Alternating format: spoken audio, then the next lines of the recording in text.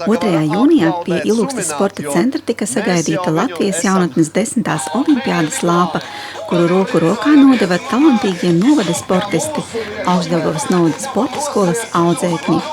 No 18. līdz 20. jūnijam Valmiera kļūs par Latvijas jaunatnes sporta galvaspilsētu, uzņemot Latvijas jaunatnes 10. olimpiādi, kas tiek atjaunota pēc 6 gadu pārtraukuma.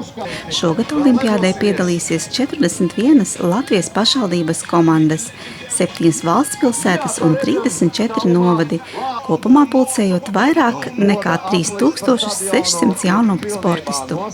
Jau 4. maijā Latvijas jaunatnes 10. olimpiādes lāpa uzsāka ceļojumu cauri Latvijai, vienojot Piejūras pilsētas, novadus un galvaspilsētu kopīgā sporta un jaunatnes gara stāstā. Lāpa turpinās ceļu pa visu Latviju līdz 18. jūnijā Valmierā Jāņa Daliņa stadionā tiks svinīgi ienesta olimpiādes atklāšanas ceremonijā. Olimpiskās komitejas pārstāve Olimpisko sacensību aģentūras valdes locekle Anita Mužniece uzsvēra, ka šogad olimpiāda ir atjaunota pēc ilgāka pārtraukuma un būs īsti sporta svētki.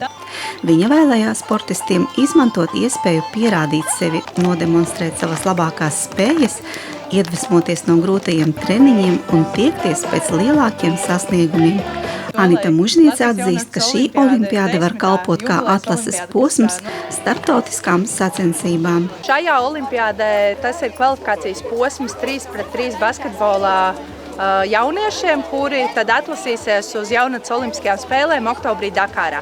Un mēs ļoti ceram, ka nākamajos gados, nākamajās olimpiādēs federācijas arvien vairāk izmanto šo iespēju jau veikt kvalifikāciju Latvijas jaunatnes olimpiādas ietvaros uz Eiropas spēlēm un Eiropas pasaules čempionātiem. Klātesošos jauniešus uzrunāja un sveica pasaules čempionātu medaļu ieguvējs, 2 ziemas olimpisko spēļu dalībnieks Agris Elerts.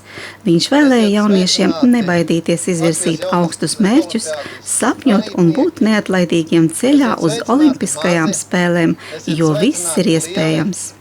Šogad jaunatnes olimpiādē Valmierā piedalīsies arī Augšdaugavas novada sporta skolas jaunie sportisti.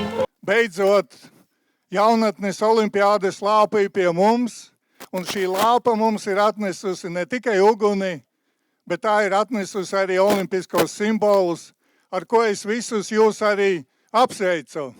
Valmierā nebūs viegli, bet mēs tiksimies Valmierā, mēs braucam uz Valmieru un atgriezīsimies ar medaļām.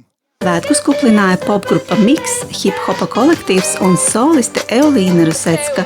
Pēc pasākuma lāpa kopā ar zinātkāro Peli Lajo turpināja savu ceļu uz Krāslavu.